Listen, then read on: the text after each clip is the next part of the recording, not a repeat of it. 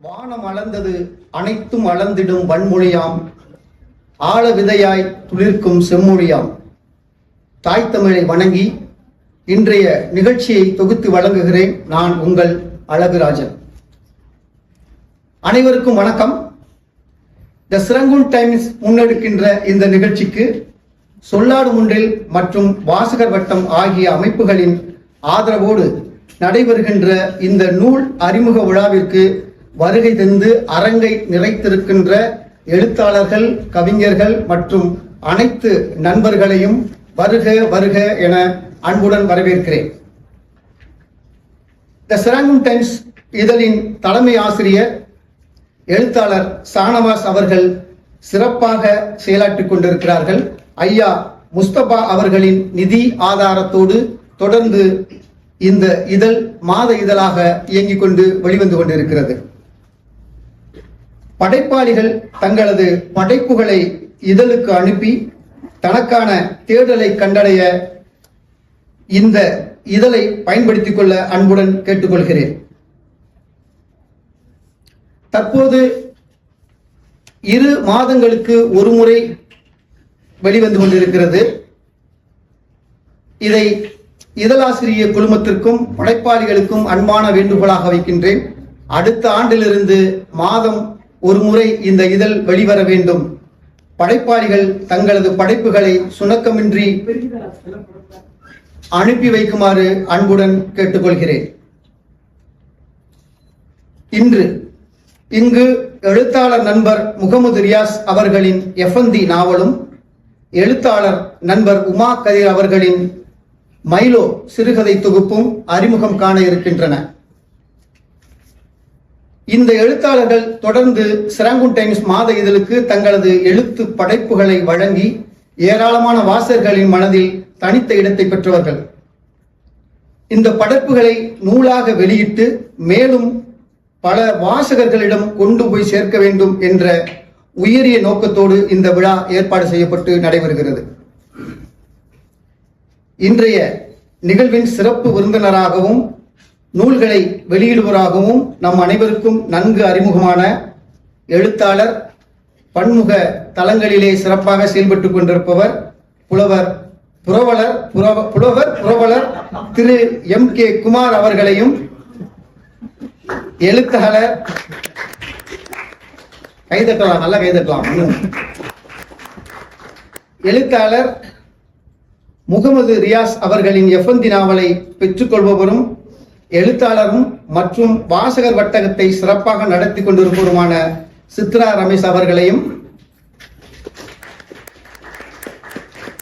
எழுத்தாளர் உமா கதிர் அவர்களின் மைலோ சிறுகதை தொகுப்பை பெற்றுக்கொள்பவரும் எழுத்தாளர் த சிரங்குன் டைம்ஸின் பொறுப்பாசிரியருமான ஷானவாஸ் அவர்களையும் வருக வருக என வரவேற்கிறேன்.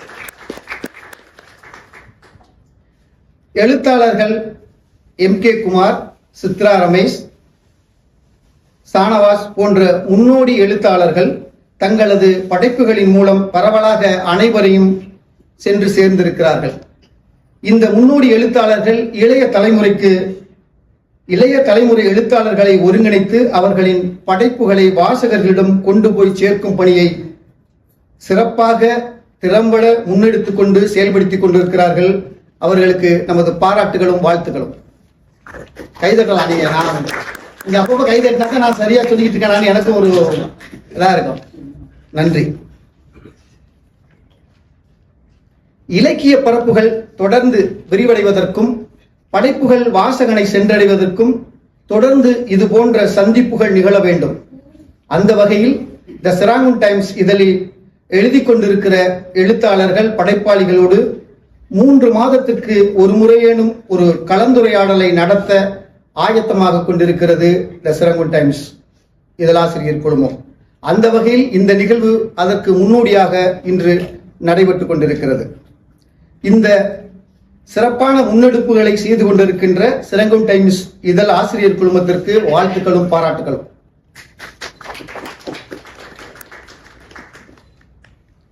ஒரு நல்ல புத்தகம் என்பது வெறும் எழுத்துக்களின் தொகுப்பு அல்ல. அது ஒரு சிந்தனையின் பயணம், ஒரு சமூகத்தின் அனுபவம், ஒரு காலத்தின் சாட்சியம். அத்தகைய சிறந்த படைப்புகளை இன்று வாசகர்களின் கரங்களை அடையவிருக்கின்றன.